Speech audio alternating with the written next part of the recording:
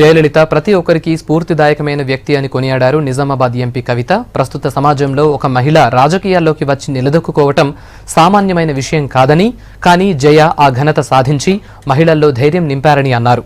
అంత గొప్ప వ్యక్తి ఇక లేరన్న విషయాన్ని జీర్ణించుకోలేకపోతున్నానని చెప్పారు.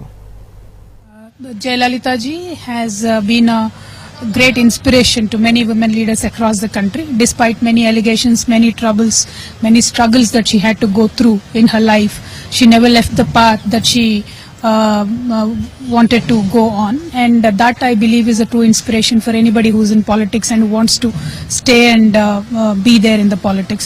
A true fighter she was.